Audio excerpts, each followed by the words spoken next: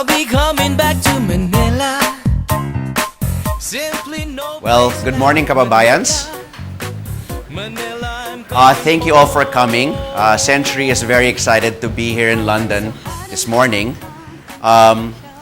We'd like to say thank you for welcoming us to your country and for being here despite your busy schedules.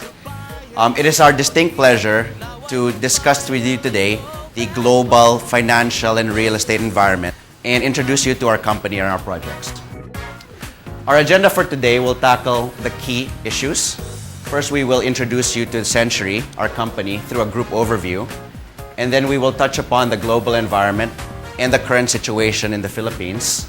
We will then proceed to give you a construction update on all of our ongoing projects. We will discuss how you can afford and easily afford to buy Century properties. And also I will close with giving you some closing advice. Manila, I keep coming back to Manila. Century Properties was founded in 1986 by our father. This was 1 week before the EDSA revolution. Since then, in our 22-year history, we have seen 4 real estate cycles and have grown into a full-service real estate company involved in development, sales and marketing, and property management. For the property development side of the business, we have built over 50 buildings, delivered over 7,000 units with a 100% completion rate. For our sales and marketing, we have a sales network of over 500 people, both locally and internationally. Currently, we are present in 6 continents, and in London, we actually have 2 offices here. For property management, we have 42 buildings under management, not just Century projects, but also of third-party developers, totaling $2 billion under management. At this point, I'd like to show you our video, Century Properties 20 Reasons, to give you a short overview of the company. Good day, ladies and gentlemen. Sometimes the most fleeting of introductions can lead to the birth of some of the most fruitful and enduring of relationships. And while we did consider a drawn-out presentation of who we are, complete with pie charts, mind-numbing graphs, and numbers upon numbers upon numbers to substantiate our reputation, boring is a concept that simply cannot be interwoven into our culture of success. We prefer words like visionary, excellence, perfection, and even fun. Allow us to introduce ourselves. We are Century Properties. You may not know much about us yet, but in the next 20 slides, we're confident that you may want to get to know us a little better. 1. Century Properties is the country's largest privately owned full-service property group. 2. With over $1.25 billion in assets under management. Not too shabby. 3. Among our formidable team are the most accomplished, most creative, and most highly regarded individuals in the industry. With a combined experience of over 400 years in real estate, we hold ourselves responsible for the creation of some of the most unique, outstanding, and visionary projects in the history of Philippine real estate. 4. In 2005, the Century Group was voted Most Outstanding Real Estate Firm by Global Excellence Awards and by the National Product Quality Excellence Awards. In 2006, the Philippine Business World Quality Awards voted us Most Outstanding Housing Developer. We also won Best Managed Philippine Brand, Housing Developer, by the Philippine Star brand. 5. In 2006, we received the Global Excellence Award for Most Outstanding Real Estate Firm and the Consumer's Choice Award for both 2007 and 2008. 6. We have built, marketed and managed over 60 major projects in the past 20 years. 7. We've contributed over 45 buildings to the Philippine skyline. 8. Among our portfolios are the nation's most prestigious high-rises, residential projects, developments for the arts, banking and telecommunications institutions, and probably the best hospital in the country, the Asian Hospital in Alabang. 9.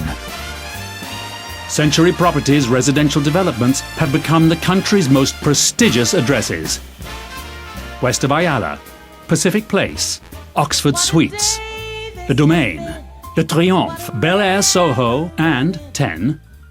Essenza East Forbes, our flagship condominium development, was voted by Asia Week magazine as the best residential building in Asia. 11. In March 2008, we were able to turn over to the residents south of Market at the Fort, the country's first fully fitted and fully furnished residential high-rise. Likewise, Soho Central, our luxury boutique residence in Ortigas, and the country's first transport-oriented residential high-rise with a direct connection to the MRT railway station, is set to be delivered to our new residents several months ahead of schedule. 12. After the success of Essenza, Soma and Soho Central, Century has many other developments simultaneously rising in the country right now. 13. Canyon Ranch, our master-planned gated community at San Lazaro Leisure Park in Carmona, was voted Best Residential Community. Phase 1 and Phase 2 are now sold out, along with the Casitas, our fully fitted, fully furnished, fully serviced townhouse development. Canyon Ranch has truly become the most desired residential address in the South. 14. Grand Soho Makati, our fully fitted and fully furnished high-rise boutique residence, now rising in the heart of Makati's Golden Triangle, has sold out in less than 6 months. 15. And of course we have our latest, most progressive project. Rising on the last remaining large piece of prime property in Makati is the city's newest landmark, and soon to be one of Asia's most exciting destinations. Century City. This sprawling mixed-use development will be composed of a shopping, dining and lifestyle experience, corporate office buildings and luxury residential high-rises, including the Gramercy Residences, a towering skyscraper inspired by the great city of New York, and the Knightsbridge Residences, with its easy, curvilinear architecture and hip, modern interiors inspired by London's most prestigious neighbourhood. 16. We have won over 30 awards from the Philippine Department of Interior and Local Government, the Department of Labour and Employment, and various award-giving bodies for keeping the buildings we manage and build safe and secure. 17. Century Properties Management Company provides management and consultancy services to over 45 buildings, like Pacific Star, Alexandra Condo, United Coconut Planters Bank in Makati, Bank of the Philippine Islands headquarters, Globe Telecom headquarters, Astoria Hotel, the PNB headquarters in Macapagal Avenue, and most recently, the Asian Development Bank in Ortigas. 18. In 2008, Century Properties makes history as it becomes the first Philippine real estate company to develop a project in the United States. Rising in the heart of Midtown Manhattan, just a few steps away from Fifth Avenue and Central Park in New York City, is Century's first North American project, a hyper-luxury condominium called the Centurion. As with all signature Century projects, it brings together a collaboration of world-class talents, including legendary master architect I.M. Pei, who is also the architect behind worldwide design masterpieces like the Grand Louvre in Paris, the Bank of China in Hong Kong, and the Four Seasons Hotel in New York.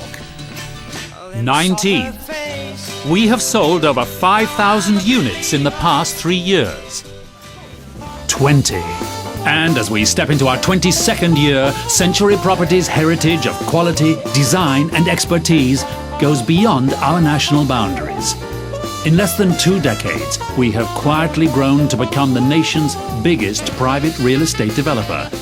And this makes us work even harder to take care of the smallest of details. Sometimes, the most fleeting of introductions can lead to the birth of some of the most fruitful and endearing of relationships. We hope that this can be the start of ours. Century Properties. We see things a century ahead.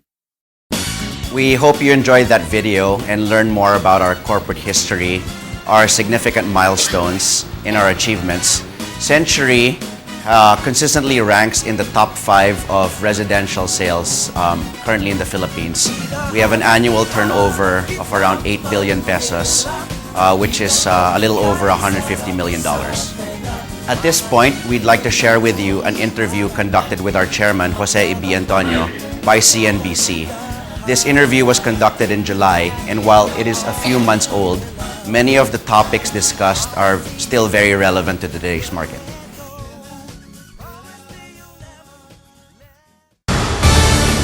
Wolf 721, left intercept the final bearing 222. Centuries Properties says despite the Philippines' economic headwinds, the local real estate market is resilient and could even provide a hedge against inflation. We're going to talk to the company's chairman and CEO, Jose Antonio, in just a couple of minutes, and a first on CNBC. Well, like many Asian countries at the moment, the Philippines is facing a tough battle against rising inflation. But according to our next guest, one sector that could provide investors a hedge against price pressures is real estate. And joining us now live from Hong Kong and in a first on CNBC interview is Jose Antonio, chairman and CEO of Century Properties, one of the largest privately owned real estate companies in the Philippines, also special envoy to China and chairman of the Philippine-China Business Council. And also staying with us is our guest host, Gerard Lyons from Standard Chartered Bank. Joey, thank you very much for joining us on the show today. In your own words, what are the arguments for investing in Philippine real estate?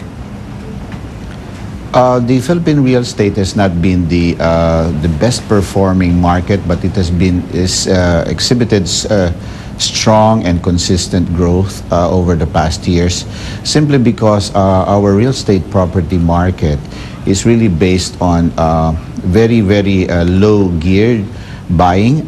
Most of our people buy on equity, and therefore most of the purchases are really for use rather than for speculation. Hence, the growth rate has exhibited a consistent 10% to 15% per annum. And right now, as inflation has been recorded on a 12% rate last month, and while the bank rates have been very low, people perceive that it's better to buy real estate than to put their money in the bank. Okay, and that's because of potential capital appreciation? Because, I mean, if people buy to move in to have a roof over their heads, I assume they're not looking for yield. They're not only looking for yields, but they're also looking for a place to live. You see, the profile of the Philippine market is such that there has been a very big gap in terms of demand compared to the annual output of all the developers in the country. We have actually a very big supply need.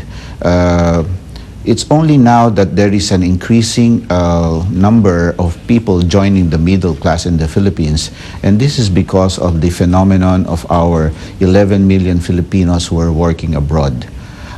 They send back money to the country, and this year it's projected that about $16 billion will be sent back to the Philippines. And most experts believe that 1/3 of this go to housing. And because of this, there's been a tremendous demand for housing, because Filipinos, like most Asians, do really love properties as the primary investment. Actually, can I follow up on that? Because it sounds like from what you're saying, there's great catch-up potential for the housing market in the Philippines. But two key variables that have come out from your answers so far. One, domestic interest rates. The central bank is hiking, but you seem to imply that will not have a big impact on housing. And the other, of course, is the currency issue. The currency is now under more trouble, shall we say, in recent weeks, but that has a clear impact in terms of remittance flow. So how will the interest rate and the currency environment play out? Because at the moment, neither seems particularly attractive for Filipino housing market. Well, let's tackle the interest rate issue first. The interest rate is still at single digit, where during the Asian crisis we saw it in double digit. It's the central bank just increased last month by 0.25 or 250 basis points. This doesn't really interest a lot of people in putting their money in the banks. Okay. We're still at 4.5%. On the second issue of inflation, most people believe that continued inflation will increase prices. not only of real estate but of consumer products, and hence they'd like to hedge their money in properties. Sir, could you be a bit more precise and tell us exactly where the opportunities are in the real estate industry in the Philippines? Is it in the residential side, is it business or leisure? In all three sectors, there are very strong indications of growth, continued growth. In the residential market, the supply-demand gap is such that there will be continued demand for housing. On the office market, the Philippines is next actually to Singapore and Mumbai in terms of office rental growth. Continued increases in office rental will be experienced.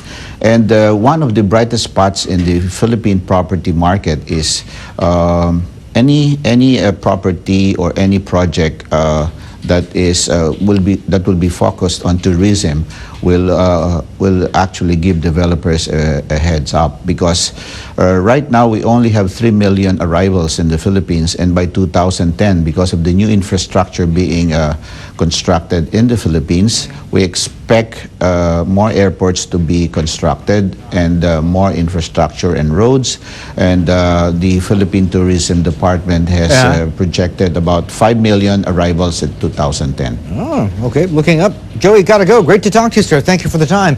Jose Antonio there, Chairman and CEO at Century Properties, live from our studios in Hong Kong, and just a couple of feet away there as well. Our guest host for the last hour and a half, Gerard Lyons, Chief Economist and Group Head of Global Research at Standard Chartered Bank. Thank you to the both of you.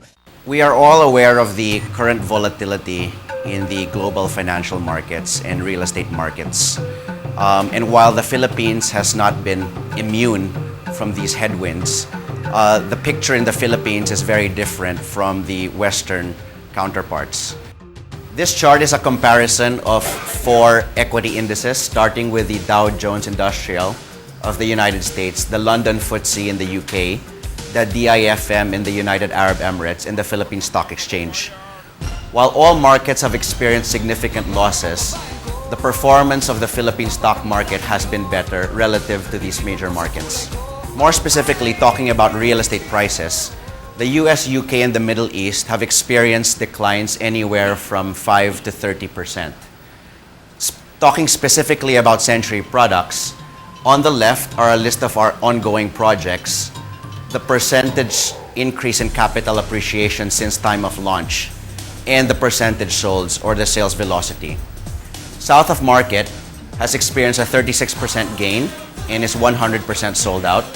Soho Central has increased 24% and is 98% sold. Grand Soho Makati has gone up 19% and is 98% sold out. Canyon Ranch, our horizontal community development, has increased 20% and is currently 96% sold.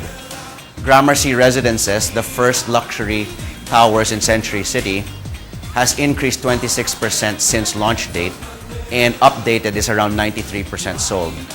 Knightsbridge Residences, our second luxury tower in Century City, was only recently launched in May of 2008. Since then, has already increased by 35%, and updated figures show 65% sales velocity. On average, Century's real estate portfolio has increased 27% and is very healthy in terms of sales, with close to 90% sales velocity. What I'd like to point out here is that these are 2 columns that cannot really coexist without the other. Any developer can increase prices, but if the projects doesn't sell, that doesn't mean anything. But what Century projects show is that not only have prices increased, all of the projects have been well received by the buying public. This chart compares 3 major markets, the US, Singapore, and the Philippines, in terms of demand drivers and the modes of purchase. For the United States and Singapore, most of the buyers purchase their homes through debt or by getting mortgages. In Singapore, more specifically, a lot of the buyers purchase to flip the property, i.e. very speculative investment. This also happens in other markets such as Dubai and other Middle Eastern countries. Contrast this to the Philippines, 80% of buyers actually purchase via equity through installment purchases through the life of the construction. Also, people buy pre-need or actual need. Pre-need because people intend to retire in the Philippines, and actual need for a roof over the heads of their families. What this chart shows is that during a down cycle, the Philippines will be less susceptible to market corrections, and hence a stronger market. We all read the same newspapers, we all watch the same shows, and day after day we're all inundated with bad news about the financial markets in the US and in Europe. And what I'd like to show with you and share with you are a few key facts. The US and the UK have both experienced massive losses in the realm of $500 billion for each market. Compare this to the Philippines has only announced $400 million in losses, and this was primarily because of exposure to Lehman Brothers of a particular bank. Relative to the US and the UK markets, this loss is very, very small, as it represents only around 1% of the losses in the US and the UK. More importantly, in the Philippines, there have been no announced major bankruptcies or restructurings in the Philippine businesses. Also, there have been no major announcements on foreclosures and retrenchments. And the reason behind this is because the Philippines specifically has undergone a huge process of deleveraging, which began since 1997 during the Asian financial crisis. In 1997, the Philippine peso devalued by 100%. Overnight, from a rate of 27 to $1, it spiked to 55 pesos to $1. And back then, a lot of the banks had a lot of exposure to real estate property companies who were land banking. Because of this, the banks took a very prudent approach and started very conservative lending. Also, developers and other companies started paying off their debts and started really creating healthier balance sheets. Because of this, it has been a period of 11 years of catharsis, and the system, both the financial system, the banking system, and the health of actual companies has already started to change. And so, the losses that you see now happening in the US and the UK are not experienced in the Philippine setting. This slide talks about how leverage is not used both by developers and as buyers as a major driver of the business. From a developer's point of view, the concept of subprime does not exist. In the US, buyers can actually get debt with 0% down payment. In some instances, buyers are actually paid money to take a loan. And this is a situation called negative equity, where buyers are actually paid to get new loans. In more instances, actually, people buy more than just one unit, but they actually buy 2, 3, or maybe even 5 units, which really shows a very speculative market. In the Philippines, no buyer can get financing unless they put a minimum down payment of at least 20%. Currently, banks are actually more stringent, and this figure has increased toward the 30 to 40% range. Also, Philippine real estate companies have very low gearing. The public companies, and this is all public information, have only up to 40% debt on their books. From a buyer's point of view, as mentioned earlier, 80% of our buyers buy through equity payments, installment or hulugan. This tracks two things. This shows the growth in remittances as represented by the green bars from year 2000 till today. In year 2000, OFW remittances and repatriated back to the Philippines was $6 billion. Fast forward to 2008, this figure is now a whopping $16 billion, or an increase of 270%. The line shows the increasing trend in labor deployment outward. In year 2000, the figure was 600,000 per year. Now in 2008, that figure is 1.3 million OFWs leaving the countries every year. So we always ask ourselves, is this trend going to reverse? And the simple answer is no, primarily because opportunities still exist and are very bountiful in many countries. While one market may suffer in the short term, Filipinos are very opportunistic and will move where the opportunities are. Recent studies have shown that 30% of the remittances actually go into real estate-related expenditures and investment. Taking the 2008 figure of $16 billion, this translates to $240 billion pesos or $4.8 billion to be spent on real estate related expenses, be they upgrades, improvements, furnitures and fixtures, and also real estate investments and purchases. One thing that is downplayed is actually the gray market for OFW remittances, which in essence could even double these figures. This chart shows the year-on-year changes, both in terms of the number of people, the number of OFWs deployed outward, and also the increases in the actual remittances in terms of on annual remittances. In the year 2000, there were 9 million people living abroad. Now today, this figure is 10 million strong. These 10 million OFWs now represent the growing middle class of the Philippines. And this is a robust 10% growth. In terms of number of deployment, which is very important, this is the rate of increase in terms of the number of people leaving for other countries. The total number only grew by 10%, but the rate of growth actually grew by 33%. In terms of dollar figures, there was a 10% increase in terms of remittances annualized for 2008. Very important, there is a diversification happening, not just in terms of the geographical destinations, but also the type of jobs that people are getting. In terms of geography, all of the early parts of the expatriation began in the US. Now this strong trend has actually spread globally in the UAE. These are Dubai, Abu Dhabi, and the other Emirates, Saudi Arabia, and Qatar. In Asia, this is very prominent in Taiwan, Hong Kong, Korea, and Japan, and also happening in Australia and in New Zealand. Aside from the geographical diversification, Filipinos now are actually going up the value chain. They are getting higher paying jobs and are performing higher quality jobs. Because of this, two main factors, remittances and investments for the purchase of Philippine property will continue to flow to the Philippines. Just recently, President Gloria Macapagal-Arroyo signed an executive order in middle of November of last year, which grants special visa for employment generation to non-immigrants. Essentially, they can get an indefinite visa through an investment, a minimum capital investment, and an employment of a minimum of 10 Filipinos. What this does essentially, it opens up the real estate market to a much broader base. The interview with our chairman talked about many things, but more particularly, it talked about the demand and supply equilibrium and how supply has to play major catch-up to the demand. From a demand point of view, the country needs about 3.8 million houses until 2010.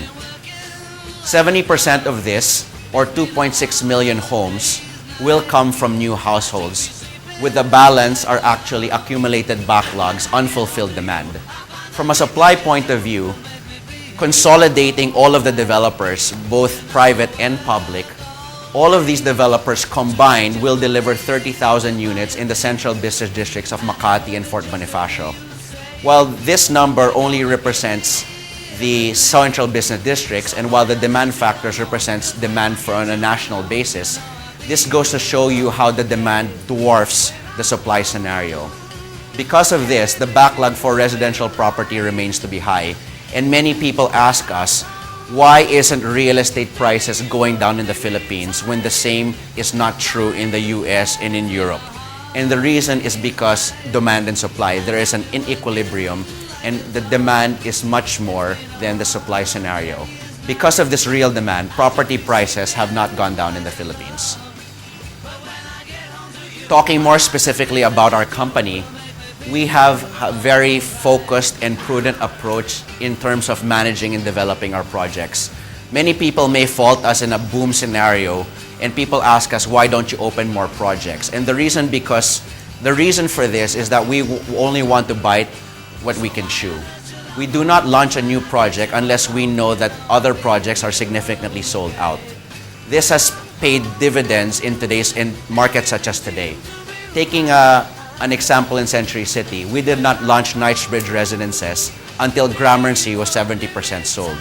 Through the healthy sales of Gramercy, we can ensure that the project will be completed on time.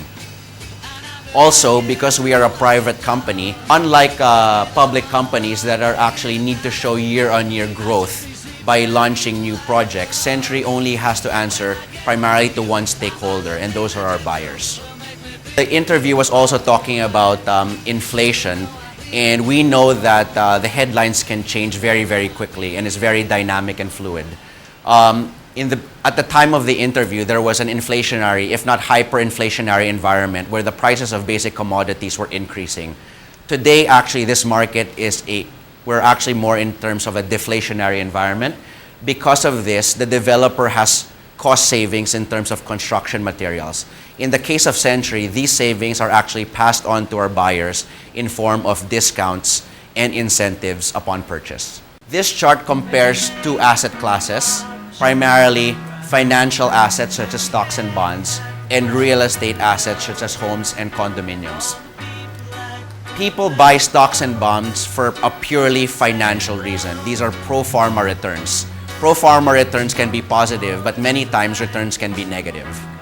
From a point of view of real estate assets, not only does it have this financial utility given to a buyer, there are added utility benefits in terms of usage, meaning people can actually use the homes and the condos. And also, purchasing condos and homes provides a link or an umbilical cord to the country.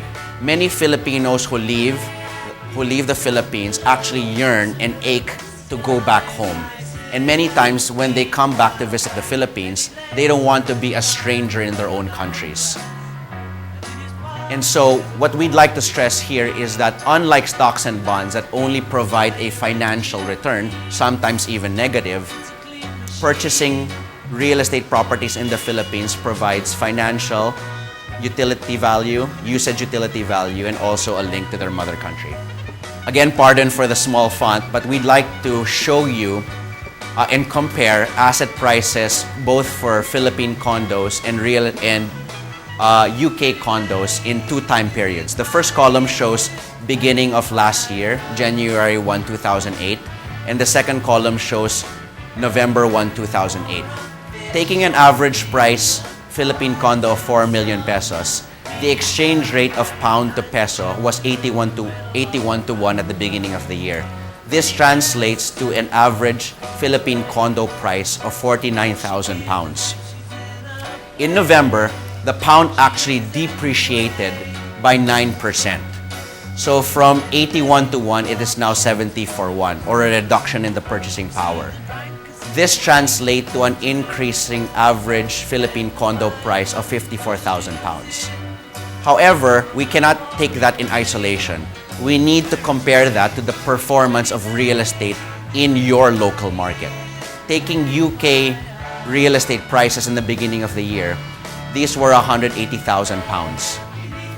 Fast forward to November of 2008, there has been a significant depreciation in UK property, and I've heard recently that it's up to 30%. Taking a very conservative figure of 12%, property prices have devalued from 180,000 pounds to 158,000 pounds.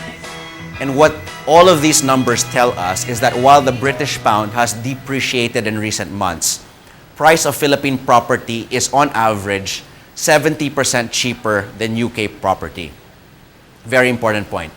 Because of our flexible payment and affordable terms, UK-based Filipinos can still very much afford to buy Philippine property. And people might ask, now I'm getting less for my money. Is there still value in Philippine real estate? And the answer is a resounding yes. Furthermore, the decrease in purchasing power of pound-based earners is also compensated by the capital appreciation experienced historically by our projects. At this point, I'd like to give you a construction update of our projects.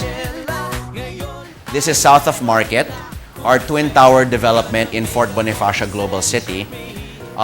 Soma is the first fully fitted, fully furnished project that we delivered to the market. We turned over the project in second quarter of 2008. These are 40-story towers with 800 units. These are actually actual pictures that we took before we left for London. This is a picture of our receptionist manning the lobby. This is a photo of one of our amenities, our Soma THX theater room. And these are a picture of our buyers moving in, enjoying their fully fitted, fully furnished unit. Moving on, this is Soho Central, our development in Ortigas, Greenfield development. Soho Central is the first transportation-oriented development in the country, directly linked to the MRT station, providing people great access to public transport. Soho Central is also close to 100% sold out. Soho Central is expected to be turned over second quarter of this year. This picture shows that the elevator lifts are currently being installed. This is a picture of a furnished unit. Shifting gears, this is now our GSM development or Grand Soho Makati development in Makati. This is located in Buendia Avenue, just a stone's throw away from Pacific Star, which is our headquarters. GSM is sold out. It's 40 stories tall with 400 units. This is a picture of workers hard at work doing electrical works. And these are a sample picture of views that can be enjoyed from the top floor of the building. It actually shows a view of Makati, Rockwell, and Century City site. This is Canyon Ranch, our flagship horizontal community development located in Carmona, Cavite. Canyon Ranch is an 800-home development. It is currently 95% sold. We have completed 200 homes and are currently constructing another 500. By late next year, we would have fully completed all of the homes and all of the amenities. Currently, Century Properties Management is already on board as the village property manager. This is a picture of phase 1 from a scene from phase 2. As you can see, homes at different stages of construction. And these are homes leading up to the Village Commercial Center, which will house 30 retail establishments for the community and the general vicinity.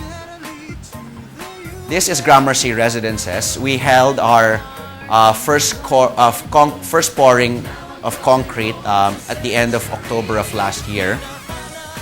To give you an idea of the magnitude and scale of the site, the next picture shows how big the property actually is.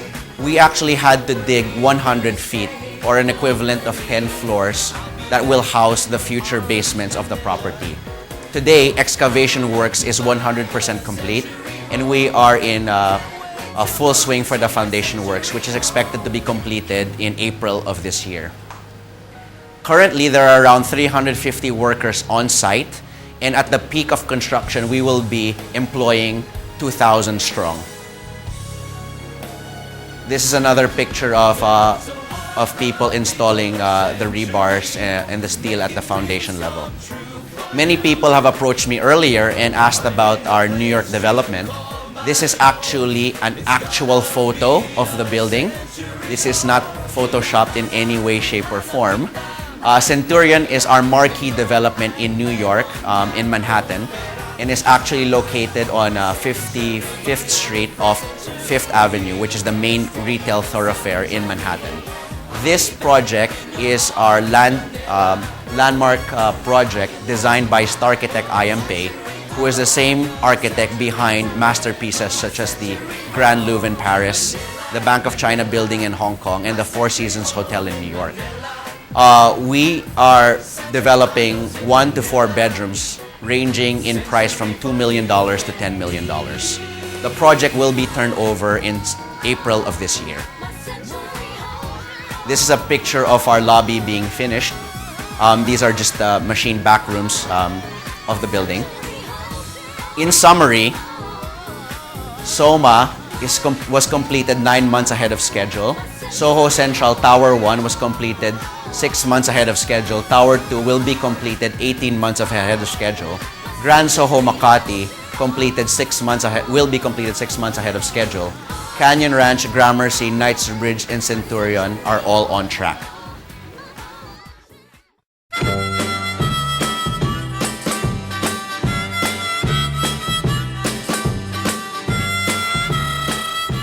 At this point, I'd like to share with you some of our buyer-friendly payment terms and policies. These numbers try to compare our in-house payment terms, which are interest-free, and if one were to get bank financing, either a 5 or a 10-year loan. Taking the Knightsbridge residences, for example, the average price of a condominium is 4 million pesos. One of our standard payment terms is 75% over 5 years, which is the life of the construction, and 25% turnover. This translates to a monthly amortization of around 50,000 pesos. If one were to get a 5-year loan on that same property, paying a 20% equity down payment, their monthly amortization would translate to 68,000 pesos, which is still much higher than the amortization that one were to pay if they were to choose our Stanhouse in-house interest-free payment terms. Comparing this to a 10-year loan, the monthly amortization will be slightly lower at 44,000. However, what isn't captured here is the interest that the buyer has to pay when one takes out a 10-year loan. Adding all the interest, this totals 2 million pesos, or a whopping 50% of the total contract price. So putting this in relative terms, if one were to get a 10-year loan, 3 years payments of those 10 years will actually just go to interest. It will not go to principal reduction. It will not go to the developer.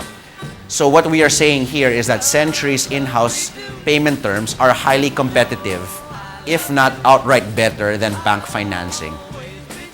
Also, our in-house monthly amortizations are on par, if not cheaper and more affordable than if one were to take bank financing. Talking a little bit about our policies and procedures, our main policy is accepting post-dated checks from client. However, in the cases wherein we don't accept those foreign-denominated checks, we will accept remittances. And it is in this same vein that we've actually created tie-ups with major Philippine banks. In the UK, we have tie-ups with PNB, BPI, and Banco de Oro. This slide shows the branches of these banks in your local market. PNB has branches in Queen Victoria Street and also in Notting Hill. And BPI has branches in Earl's Court, which is one of the main centers for Philippine activity. The column here shows the typical fees that one would have to pay for monthly remittances. We'd also like to stress that we understand your situation. Every buyer is in a different situation. Some people have the cash to pay for the purchase outright, and some people may not have that cash. Because of this, Century is willing and is able to tailor fit our payment terms to your own personal cash flows. Also, we have created a very powerful online portal called Century Online, which tracks real-time inventory and actually calculates payments automatically depending on your own selection. We'd like to reiterate that we accept checks in foreign currency. We actually accept checks that are pound sterling denominated. Also, we have a strong local presence of our agents and buyers, as represented by the presence of our agents here today. In London, we actually have 2 offices that can serve as service centers for all of your inquiries.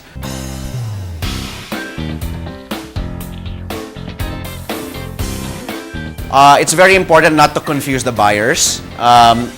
If you have a longer session with them, then you can show them more than one video. But if you only have a short session with them, show one project, be it Gramercy, Knightsbridge, or Canyon Ranch, or as the case may be. So you have to read your market because at the end of the day, they'll like what you present and mahihirapan sila mag-decide. So it's very important that you actually try to close the night of the event. So present only one project, and if asked, then present it on the site. So what we typically have is we have a setup like this. Technology is very important. You need to have a projector, you need to have a slide, you need to have several laptops and a very good speaker system with a wireless mic. Okay? You need to have the podium for the speakers. When you yourself speak, you need to have your own notes. So you need to have a podium. Also, because people arrive at different times, it would be ideal if you actually have a separate closing area that is quiet. So if you have ideally a separate room, with Wi-Fi, internet, and also several laptops with a printer because you want to print the payment terms and close on the spot. Also, you want to have a printer with a scanner so you can actually scan checks if they have it. So, be equipped to close right there and then. You will be surprised at the interest that you will generate. And we had a closing rate of 30% when presenting. So or maybe even 50%. For every 10 people, mga 3 to 5 bought. So it was not unheard of. For one event, we closed 25 units. 10% after multiple times of purchase, we visit pa ng model unit. Dito hindi pa lang nakikita yung model unit because you have primed them in terms of answering their concerns. It's very important that we don't hide behind the headlines. We can't say that everything is rosy. Everything is not. Actually, in some cases, it's falling bad, fast. But what we'd like to stress here and belabor the point is that the real estate situation in the Philippines is totally different from the real estate situation where they live. They are consistently showing reduction in property values and foreclosures of friends and family. But in the Philippines, it's actually the contrary. The health of the market is very strong. Our sales velocity, taking our performance, we closed 95 units of Knightsbridge in January. Manila, I'll be coming back to Manila. In closing, I'd like to share with you some testimonials and some emails that I have received via email from some of our buyers. This one was sent to us in October, and I quote, "My investments here in the US was just hit bad by the stock market. The Grand Soho Makati and Gramercy units that I bought are the only ones that are doing good. And I would like to thank Century for that. Your help is greatly appreciated." Here's another one also sent to me by a lady in July. "I am glad that I have begun placing my money in Philippine real estate versus real estate elsewhere. Not only am I assured that it's a hard asset as opposed to stocks and bonds, but I can actually use my investment when I return to the Philippines."